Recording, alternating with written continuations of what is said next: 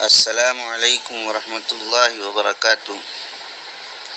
الحمد للہ رب العالمین والصلاة والسلام علی سید المرسلین، اما بعد فاعوذ باللہ من الشیطان الرجیم، بسم اللہ الرحمن الرحیم۔ وَلِكُلِّ أُمَّةٍ جَعَلْنَا مَنْسَكًا لِيَذْكُرُوا اسْمَ اللَّهِ عَلَى مَا رَزَقَهُم مِّن بَهِيمَةِ الْأَنْعَامِ صدق اللہ العظیم۔ میرے محترم، آج کی گفتگو کا عنوان ہے عید الاضحیٰ کی حقیقت اور ابتلاء ابراہیم علیہ السلام۔ وہ رنج دے، علم دے، غم روزگار دے، اس کا کرم ہے جو میرا پروردگار دے۔ میرے محترم، پورے سال میں مسلمانوں کے دو تہوار ہوتے ہیں، ایک عید الفطر اور دوسرا عید الاضحیٰ۔ عید الفطر تو روزہ، تراویح، شب قدر اور اعتکاف جیسی اہم ترین عبادتوں کے صلے میں عطا کی گئی ہے، لیکن عید الاضحیٰ دراصل سیدنا ابراہیم علیہ السلام اور اسماعیل علیہ السلام کی یادگار ہے۔ یہ عجیب ماجرا ہے کہ بروز عید قرباں وہی قتل بھی کرے ہے، وہی لے ثواب الٹا۔ میرے محترم، خدا کی خدائی کا راز خدا ہی جانے، یہ ماجرا عجیب ہے۔ خون بہانے والے کو الٹا ثواب سے نوازا جاتا ہے۔ رسول پاک صلی اللہ علیہ وسلم سے صحابہ کرام نے سوال کیا کہ اللہ کے نبی صلی اللہ علیہ وسلم، قربانی کیا ہے؟ آپ صلی اللہ علیہ وسلم نے فرمایا، قربانی تمہارے باپ حضرت ابراہیم علیہ السلام کی سنت ہے۔ صحابہ کرام نے پھر سوال کیا، اللہ کے نبی، ہمیں اس سے کیا حاصل ہوتا ہے؟ آپ صلی اللہ علیہ وسلم نے فرمایا، ہر بال کے بدلے ایک نیکی۔ جانور کے بدن پر جتنے بھی بال ہوں گے اتنی ہی نیکیاں تمہارے نامہ اعمال میں لکھ دی جائیں گی۔ ایک حدیث میں اللہ کے نبی صلی اللہ علیہ وسلم نے فرمایا کہ خون کا ایک قطرہ زمین پر گرنے سے پہلے تمہارے گناہ معاف کر دیے جاتے ہیں۔ میرے محترم، خوش نصیب ہیں وہ لوگ جو اللہ کا یہ حکم پورا کرتے ہیں اور جانور کے ہر بال کے عوض نیکی پاتے ہیں۔ ایک جانور کے جسم پر بے شمار بال ہوتے ہیں، اندازہ کیجئے کہ ان کے نامہ اعمال میں کتنی نیکیاں لکھ دی جاتی ہیں، اور اس سے بڑھ کر کیا خوشخبری ہو سکتی ہے کہ خون کا ایک قطرہ زمین پر گرنے سے پہلے قربانی کرنے والے کی مغفرت ہو جاتی ہے۔ اس سے بڑھ کر قربانی کا سبب الاسباب، اس کا حقیقی راز، اس کی اصلی حکمت وہ ہے جو سورہ حج میں بیان ہوئی ہے۔ ارشاد ہے، وَلِكُلِّ أُمَّةٍ جَعَلْنَا مَنْسَكًا لِيَذْكُرُوا اسْمَ اللَّهِ عَلَى مَا رَزَقَهُم مِّن بَهِيمَةِ الْأَنْعَامِ، اور ہر امت کے واسطے ہم نے قربانی مقرر کی تاکہ وہ لوگ ان چوپایوں پر جو اللہ تعالیٰ نے ان کو دیے ہیں اس کا نام یاد کریں۔ معلوم ہوا کہ اللہ تعالیٰ کی نیاز کے طور پر جانوروں کی قربانی کرنا ہر دین سماوی میں عبادت قرار دیا گیا ہے، اور یہ بھی معلوم ہوا کہ قربانی کی اصل حکمت ہے اللہ تعالیٰ کی عظمت کا اظہار کرنا، کہ وہ اتنا عظیم ہے کہ اس پر جانیں قربان کی جا رہی ہیں۔ جان دی ہوئی اسی کی تھی، حق تو یہ ہے کہ حق ادا نہ ہوا۔ میرے محترم، قربانی کی ایک حکمت اور اس کا ایک مقصد یہ بھی ہے کہ اللہ تعالیٰ کی رضا کے لیے مال صرف کیا جائے۔ قربانی کی حقیقت کے بارے میں جو قرآن پاک کی آیت ہے، لَن يَنَالَ اللَّهَ لُحُومُهَا وَلَا دِمَاؤُهَا وَلَكِنْ يَنَالُهُ التَّقْوَىٰ مِنكُمْ، یعنی خدا تک قربانیوں کا گوشت اور خون نہیں پہنچتا بلکہ خدا کو تمہارا تقویٰ پہنچتا ہے۔ اس کا بھی یہی مقصد ہے کہ مال زیادہ سے زیادہ خرچ کیا جائے۔ اسی لیے حدیث کی روح سے قربانی کو فروا کرنا اور عمدہ جانور کا انتخاب کرنا مستحب ہے، کیونکہ اس سے پتہ چلتا ہے کہ قربانی کرنے والی کی رغبت اللہ سچی ہے اور اس کا شوق صحیح ہے۔ اس آیت سے یہ بھی معلوم ہوا کہ خدا کے یہاں اخلاص والے دل کی قدر ہے۔ چوپائے کی قربانی تو دل کی اندرونی کیفیت کی ایک ظاہری پہچان ہے۔ میرے محترم، یہ جانوروں کی قربانی نفس کی قربانی کا احساس دلاتی ہے، گویا یہ قربانی اپنی جان کا بدل ہے اور جذبہ تسلیم و رضا پیدا کر کے راہ خدا میں بڑی سے بڑی جانی و مالی قربانی کے لیے تربیت دینا ہے۔ اس طرح قربانی دینے والا عمل کی زبان میں کہتا ہے، خدایا جانیں بھی تیرے لیے حاضر ہیں اور ہر وقت اس کے لیے ہم تیار ہیں کہ جب بھی تیرا حکم ہو، عزیز جان، عزیز مال اور عزیز اولاد تیرے حضور میں پیش کر دیں۔ میرے محترم، قبولیت حق یہ نہیں دیکھتی کہ کیا قربان کیا جا رہا ہے، وہ تو یہ دیکھتی ہے کہ کس جذبے سے قربان کیا جا رہا ہے۔ چنانچہ برساتی مینڈکوں کی طرح کچھ روشن خیال کبھی کبھی بڑھانے لگتے ہیں کہ اس کثرت کے ساتھ جانوروں کو ذبح کرنے اور گوشت کو ضائع کرنے سے کیا فائدہ؟ ایسا کیوں نہ کیا جائے کہ اتنی رقم جمع کر کے ملت مسلمہ کے رفاہی کاموں میں لگا دی جائے؟ تو فرزندان اسلام اچھی طرح سمجھ لیجئے کہ یہ شیطانی ذہنیت ہے۔ اس طرح کی تجاویز شاعر اسلام پر ضرب لگاتی ہیں۔ ان حماقت مآبوں کو معلوم نہیں ہے کہ 10، 11، 12 ذی الحجہ کو سب سے پسندیدہ عمل قربانی کرنا ہے۔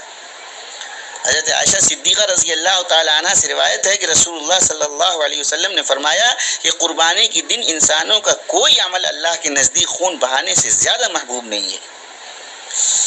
تو قیامت کے دن قربانی کا جانور اپنے سینگ اور اپنے بالوں اور اپنے کھروں کے ساتھ پیش ہوگا۔ قربانی کا خون زمین پر گرنے سے پہلے اللہ کے نزدیک مقبول ہو جاتا ہے، اس لیے خوش دلی سے قربانی کیا کریں۔ میرے محترم، اسلام عبادات کا چمن ہے۔ چمن میں طرح طرح کے پھول ہوتے ہیں، اس میں گلاب بھی ہے اور جوہی بھی ہے، بیلا بھی ہے اور چمیلی بھی ہے، گیندا بھی ہے اور گل دوپہری بھی ہے۔ اگر کوئی مالی یہ کہے کہ وہ چمن میں صرف گلاب رکھے گا اور باقی پھولوں کو اکھاڑ کر پھینک دے تو اس کی حماقت میں کسی کو کوئی شک نہیں ہوگا۔ اس سے یہی کہا جائے گا کہ بھائی گلہائے رنگا رنگ سے ہے زینت چمن، اے ذوق اس جہاں کو ہے زیب اختلاف سے۔ اسی طرح اسلام میں طرح طرح کی عبادتیں ہیں، بدنی عبادتیں جیسے نماز روزہ، مالی عبادتیں جیسے صدقہ اور زکوٰۃ، قولی عبادتیں جیسے ذکر و اذکار، قلبی عبادتیں جیسے عقائد اور خیرخواہی، اور قول و عمل، قلب و قالب اور مال سے مل کر ترتیب پانے والی عبادتیں ہیں جیسے حج بیت اللہ وغیرہ۔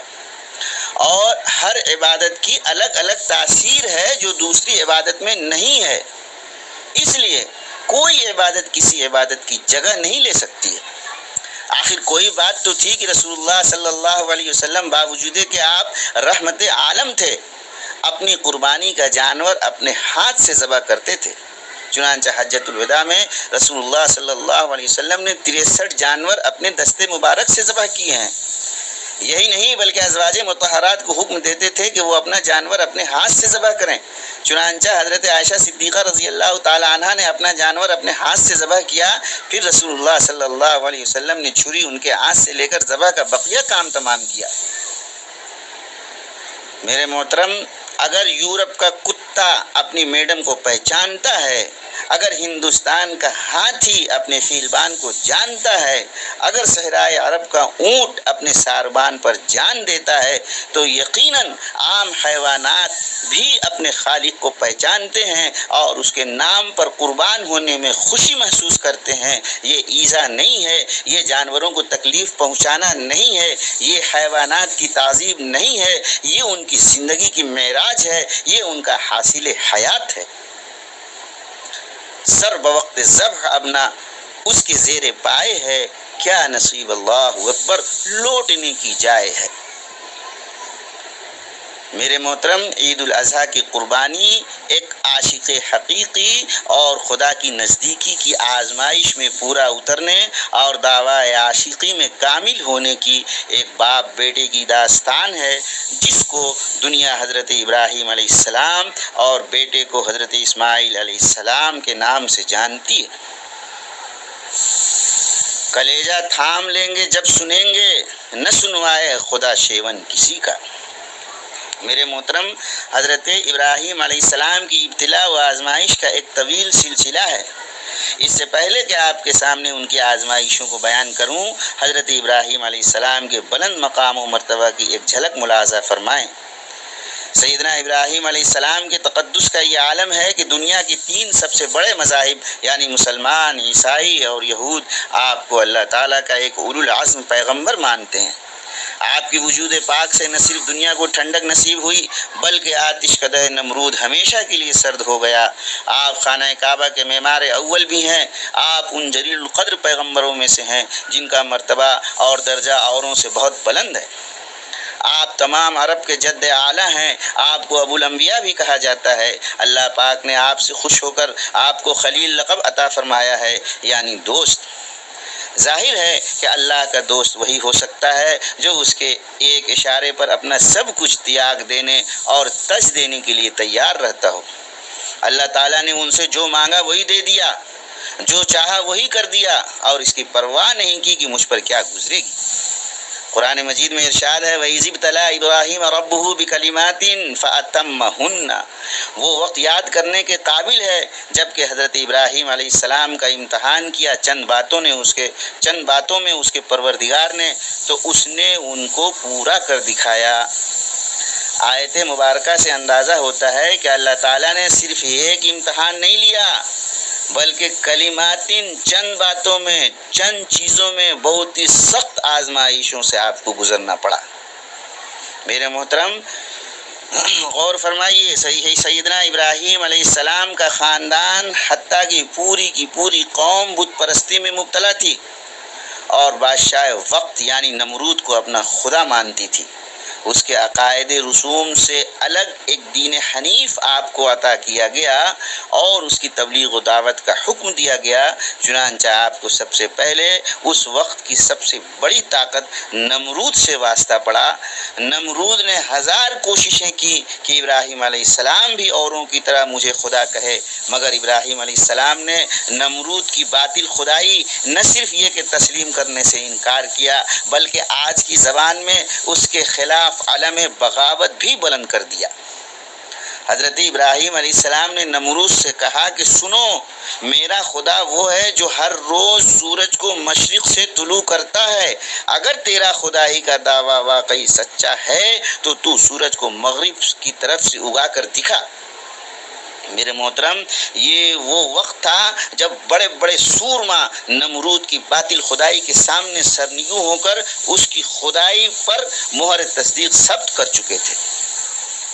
ایسے وقت میں حضرت ابراہیم علیہ السلام نے حق کی آواز بلند کرنے میں کوئی کسر نہ چھوڑی، جس کے نتیجے میں مادی طاقت کے نشے میں چور نمرود نے آپ کو دہکتی ہوئی آگ میں ڈالنے کا حکم دے دیا، لیکن آپ کے تیور میں کوئی شکن نہ آئی۔ آپ نے حق کی خاطر شعلوں میں کودنا پسند کیا لیکن باطل کے سامنے سر نہیں جھکایا۔ بے خطر کود پڑا آتش نمرود میں۔ عشق عقل ہے محو تماشائے لبے بام ابھی، عقل ابھی تک محو حیرت ہے کہ حضرت ابراہیم علیہ السلام یہ سب کیسے کر بیٹھے، لیکن خدا تعالی ہر حال میں اپنے پرستار اور سچے عاشق کی حفاظت کرتا ہے۔ چنانچہ دہکتی ہوئی آگ آپ کو کوئی زک، کوئی تکلیف نہ پہنچا سکی اور قدرت نے آگ کو گلے گلزار بنا دیا۔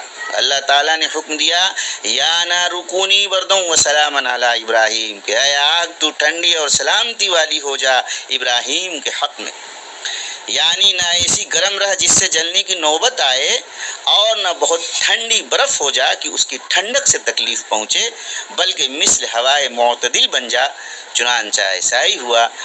تاریخی روایات میں ہے کہ 1 مہینہ تک سارے شہر کے لوگ اس کام کے لیے لکڑی وغیرہ سوختہ کا سامان جمع کرتے رہے، پھر اس میں آگ لگا کر 7 دنوں تک اس کو دھونکتے اور بھڑکاتے رہے، یہاں تک کہ اس کے شعلے فضائے آسمانی میں اتنے اونچے ہو گئے کہ اگر کوئی پرندہ اس پر گزرے تو جل جائے۔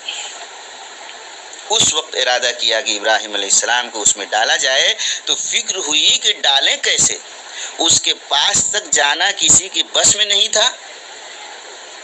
تو شیطان نے آپ کو منجنیق میں رکھ کر پھینکنے کی ترکیب بتلائی۔ منجنیق رسی کا بنا ہوا ایک آلہ جس میں پتھر یا مٹی کی گوری رکھ کر مارتے ہیں۔ جس وقت اللہ کے خلیل منجنیق کے ذریعہ اس آگ کے سمندر میں پھینکے جا رہے تھے تو تمام فرشتے بلکہ زمین و آسمان اور ان کی مخلوقات سب چیخ اٹھے کہ یا اللہ، اے پروردگار، آپ کے خلیل پر کیا گزر رہی ہے۔ حق تعالیٰ نے ان سب کو ابراہیم علیہ السلام کی مدد کرنے کی اجازت دے دی۔ فرشتوں نے مدد کرنے کے لیے حضرت ابراہیم علیہ السلام سے دریافت کیا تو ابراہیم علیہ السلام نے جواب دیا کہ مجھے اللہ تعالیٰ کافی ہے، وہ میرا حال دیکھ رہا ہے۔ جبرائیل امین نے عرض کیا کہ آپ کو میری کسی مدد کی ضرورت ہے تو میں خدمت انجام دوں؟ جواب دیا کہ حاجت تو ہے، مگر آپ کی طرف سے نہیں بلکہ اپنے رب کی طرف سے۔ میرے محترم، علماء کی اس بارے میں مختلف رائے ہیں کہ آگ کے برد و سلام ہونے کی کیا شکل تھی۔ حضرت ابراہیم علیہ السلام پر برد و سلام ہونے کی یہ صورت بھی ممکن ہے کہ آگ آگ ہی نہ رہی ہو بلکہ ہوا میں تبدیل ہو گئی ہو، مگر ظاہر ہے کہ آگ اپنی حقیقت میں آگ ہی رہی اور حضرت ابراہیم علیہ السلام کے آس پاس کے علاوہ دوسری تمام چیزوں کو جلاتی رہی، حتیٰ کہ حضرت ابراہیم علیہ السلام کو جن رسیوں میں باندھ کر آگ میں ڈالا گیا تھا ان رسیوں کو بھی آگ ہی نے جلا کر ختم کیا، مگر حضرت ابراہیم علیہ السلام کے بدن مبارک تک کوئی آنچ نہیں آئی۔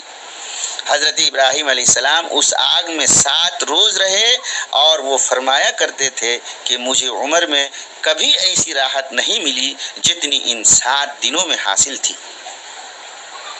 سچ ہے، آج بھی ہو جو براہیم سا ایما پیدا، آگ کر سکتی ہے انداز گلستہ پیدا۔ میرے محترم، ابھی حضرت ابراہیم علیہ السلام کی آزمائشوں کا سلسلہ ختم نہیں ہوا، بلکہ جب بڑھاپے کی عمر کو پہنچے اور 86 سال کے ہو گئے، اس وقت آپ کی کوئی اولاد نہ تھی۔ خواہش تھی کہ اس پیغام حق کا کوئی امین اور رکھوالا ہو، جس ملت کی بنیاد آپ کے ہاتھوں رکھی گئی تھی وہ اس کو چلا سکے اور باقی رکھ سکے۔ بڑی آرزوؤں، تمناؤں اور دعاؤں کے بعد اللہ تعالیٰ نے ایک خوبصورت اور عمدہ سیرت چاند سا بچہ عطا فرمایا جس کا نام اسماعیل رکھا۔ لیکن میرے محترم، اللہ تعالیٰ نے حضرت ابراہیم علیہ السلام کو ادھر بڑھاپے میں محبت بھرا لخت جگر دیا اور ساتھ ہی امتحان کا پرچہ بھی دے دیا کہ اسے حل کرو۔ یعنی اللہ تعالیٰ کا حکم ہوا کہ ابراہیم جاؤ اور اس ماں بیٹے کو کسی ایسے مقام پر چھوڑاؤ جہاں نہ چرند ہو، نہ پرند، نہ مکان ہو، نہ آبادی، نہ آب ہو، نہ دانا، بس ایک سنسان بے آب و گیا وادی ہو۔ ابراہیم علیہ السلام اللہ کا حکم سنتے ہی حضرت ہاجرہ اور حضرت اسماعیل کو لے کر اونٹنی پر سوار کرتے ہیں اور اپنی منزل کی طرف روانہ ہو جاتے ہیں۔ چلتے چلتے جب وہ وادی آتی ہے جس کو قرآن نے وادی غیر ذی زرع کے نام سے موسوم کیا ہے اور حفیظ جالندری نے جس کا نقشہ اس انداز میں کھینچا ہے، وہ صحرا جس کا سینہ آتشی کرنوں کی بستی ہے، وہ مٹی جو سدا پانی کی صورت کو ترستی ہے، وہ صحرا جس کی صورت دیکھنے سے ہول آتا ہے، وہ نقشہ جس کی صورت سے فلک بھی کانپ جاتا ہے۔ حضرت ابراہیم علیہ السلام اس وادی میں حضرت ہاجرہ کو اتارتے ہیں اور ان کی گود میں حضرت اسماعیل علیہ السلام کو دے دیتے ہیں اور پانی کا ایک مشکیزہ اور کھجوروں کی ایک تھیلی ان کے حوالے کر کے نہایت خاموشی سے اونٹنی کی نکیل پکڑ کر واپس روانہ ہونے لگتے ہیں۔ حضرت ہاجرہ نے جب اس بیاب و گیا جنگل میں جہاں دور دور تک کوئی انسان تو کیا کوئی چرند پرند بھی نظر نہیں آتا تھا، حضرت ابراہیم علیہ السلام کو یوں چھوڑ کر جاتے ہوئے دیکھا تو سیدہ ہاجرہ نے دامن خلیل پیچھے سے تھام کر سوال کیا کہ کہاں چھوڑے جا رہے ہیں آپ مجھے؟ یہاں نہ دانا ہے نہ پانی، یہاں تنہا کیسے رہوں گی؟ بچے کا کیا بنے گا؟ چلو میرا نہیں تو کم از کم معصوم بچے کا سوچا ہوتا۔ میرے محترم، حضرت ابراہیم علیہ السلام پر پیغمبرانہ صبر اور حوصلے کا ضبط غالب تھا۔ بیوی کی اس بے بسی اور فریاد کو سن کر فرمایا، ہاجرہ میں تمہیں اور اسماعیل کو خدا کے حوالے کرتا ہوں۔ بس اللہ کا نام آنا تھا کہ سیدہ ہاجرہ نے دامن خلیل چھوڑ دیا اور در جلیل کو پکڑ لیا، یعنی اللہ کا دامن تھام لیا، اور یوں گویا ہوئی کہ اے پیغمبر، جو خدا آتش نمرود میں آپ کی حفاظت کر سکتا ہے وہ مجھے بھی انشاءاللہ اس بیابان جنگل میں ضائع نہیں کرے گا۔ حسبنا اللہ و نعم الوکیل، نعم المولا و نعم النصیر۔ میرے محترم، جب ابراہیم علیہ السلام بیوی اور بچے کو اللہ کے حضور اس کی پناہ میں چھوڑ کر روانہ ہو گئے، باوجود کہ چند روز تک مشکیزہ سے پانی اور خرجی سے کھجوریں کھاتی رہیں اور اسماعیل علیہ السلام کو دودھ پلاتی رہیں، لیکن وہ وقت بھی آ گیا کہ نہ پانی بچا نہ کھجوریں۔ تب وہ سخت پریشان ہوئیں اور اسماعیل علیہ السلام کو چھوڑ کر پانی کی تلاش میں نکلی۔ بے چینی کے عالم میں کبھی صفا پر جاتی تھیں اور کبھی مروہ پر، اور جب اسماعیل علیہ السلام سامنے تڑپتے اور بلکتے ہوئے نظر آتے تو دوڑ پڑتی تھیں۔ اسی عالم اضطراب میں چکر لگاتی رہیں۔ آخر اسماعیل علیہ السلام کا شدت پیاس سے ایڑیاں رگڑنا اور سوکھی ہوئی زبان جب سامنے آئی تو بے اختیار ہو گئیں اور رو رو کر عرض کیا کہ بار الہ، میرا تیرے سوا کوئی نہیں ہے، میری مشکل حل فرما اور اسماعیل کے لیے اور اس کی سوکھی ہوئی زبان کے لیے پانی کا انتظام فرما دے۔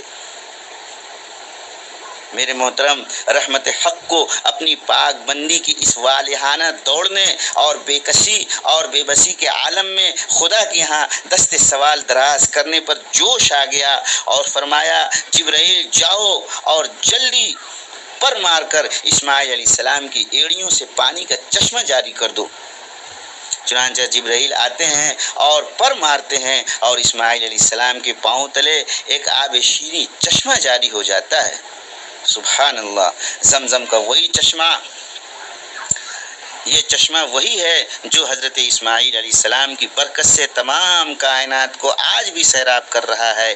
اسی چشمہ کی وجہ سے اس وادی میں کچھ قافلہ والوں نے پڑاؤ ڈال دیا اور اس طرح وہاں کچھ آبادی ہو گئی اور آہستہ آہستہ یہ وادی ایک گاؤں کی شکل اختیار کر گئی، اور آج اسی جنگل میں منگل کا سماں ہے، یعنی وہاں نہ کوئی وادی ہے نہ کوئی گاؤں ہے، بلکہ آج اس مقام پر وہ شہر آباد ہے جسے مکہ مکرمہ کہا جاتا ہے۔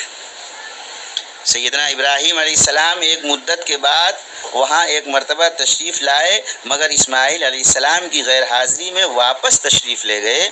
آخر ایک دن پھر ایسا آیا کہ سیدنا خلیل علیہ السلام پھر اپنے فرزند ارجمن کو دیکھنے کے لیے تشریف لائے۔ اب کے ملنے کی اجازت تو تھی اور پیار کرنے پر بھی کوئی قدغن نہیں تھا، کوئی رکاوٹ نہیں تھی، البتہ ایک اور سخت امتحان کا پرچہ ڈال دیا گیا، جسے قرآن کریم حضرت اسماعیل علیہ السلام کی قربانی کی تاریخ ساز عنوان سے یاد کرتا ہے۔ چنانچہ ایک دن حضرت ابراہیم علیہ السلام آرام فرما رہے تھے کہ خواب میں حکم الہی ہوتا ہے کہ اے ابراہیم، اپنے لاڈلے اور آخری سہارے سے بھی دستبردار ہو جاؤ اور اپنے بیٹے کو ہماری راہ میں قربان کر دو۔ چنانچہ ارشاد ہوتا ہے، فلما بلغ معه السعي قال يا بني إني أرى في المنام أني أصبحك فانظر ماذا ترى قال يا أبت افعل ما تؤمر ستجدني إن شاء الله من الصابرین۔ پھر جب وہ آپ کے ساتھ دوڑنے کی عمر کو پہنچا تو فرمایا، بیٹا میں خواب دیکھ رہا ہوں کہ میں تم کو ذبح کر رہا ہوں، بتاؤ تمہاری کیا رائے ہے؟ بولے، ابا جان، جو آپ کو حکم ہوا ہے کر گزریے، آپ مجھے انشاءاللہ صابر پائیں گے۔ بے مثل ہے کرنا تیرا لخت جگر قرباں، کس فخر سے کرتا ہے تیرا تذکرہ قرآن۔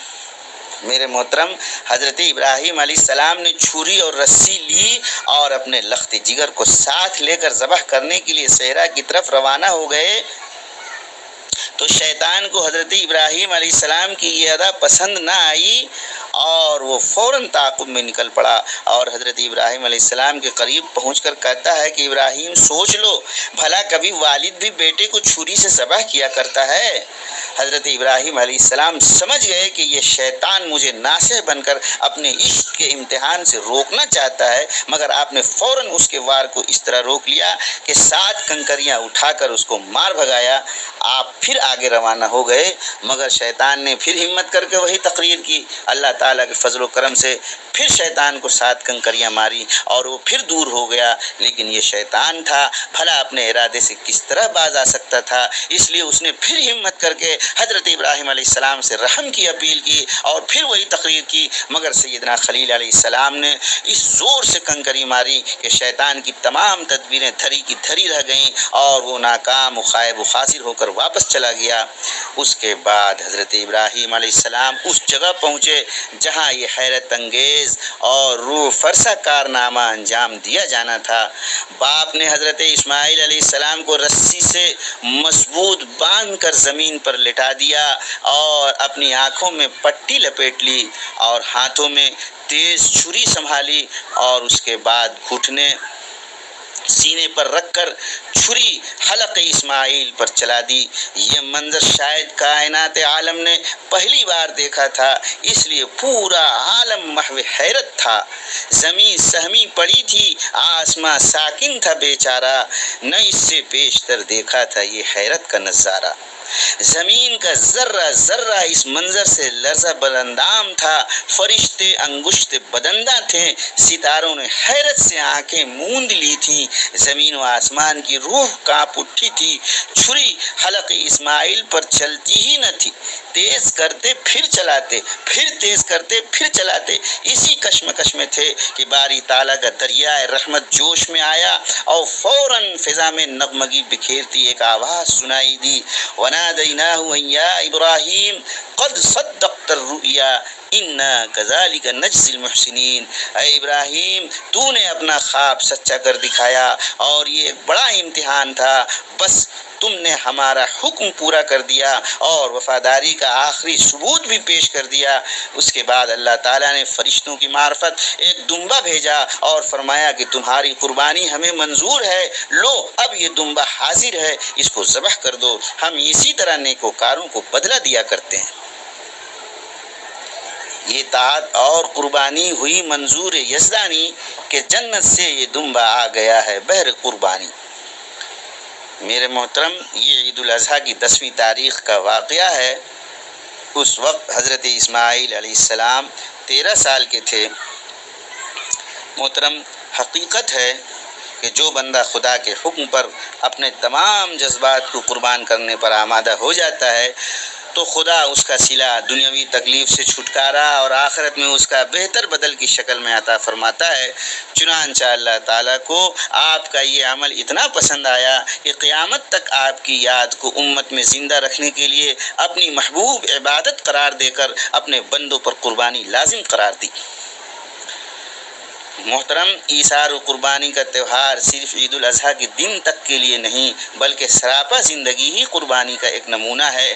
حضرت ابراہیم اور حضرت اسماعیل علیہ السلام کی پوری زندگی اس بات کا سبق ہے کہ اللہ تعالیٰ کے بندوں کی زندگی آزمائشوں سے پر اور ہمتن قربانی ہے۔ حضرت ابراہیم علیہ السلام کا واقعہ خدا کے حکم پر آخری مال و متاع کو قربان کر دینے کا سبق سکھاتا ہے، اور حضرت اسماعیل علیہ السلام کا طریقہ حیات بے جھجک اپنی پیاری جان خدا کے حکم پر قربان کر دینے اور ماں باپ کے مشورے پر عمل کر کے والدین کی اطاعت و فرما برداری کا انمول سبق بھی سکھاتا ہے۔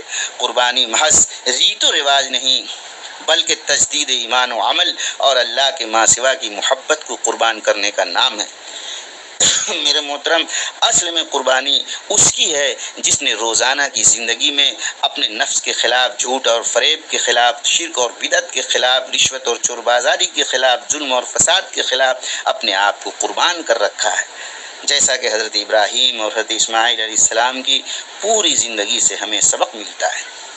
محترم دوستو، بھائی چارگی کا یہ تہوار انسانیت کا احترام، جذبہ اخوت، بدلہ اور انتقام سے نفرت، بڑائی سے پاک، خدا پر بھروسہ، حق کی نصرت و حمایت، باطل کے خلاف صدا، برابری اور مساوات، کردار سازی و پاک بازی، جان لیواؤں کے ساتھ حسن سلوک اور ملک میں صالح نظام اور درست معاشرہ کے لیے قربانی کا جذبہ لے کر آتا ہے۔ آدمیت اور محبت عید کا پیغام ہے، نفس کی قربانیوں کا عید الاضحیٰ نام ہے۔ وآخر دعوانا ان الحمد للہ رب العالمین۔ السلام علیکم۔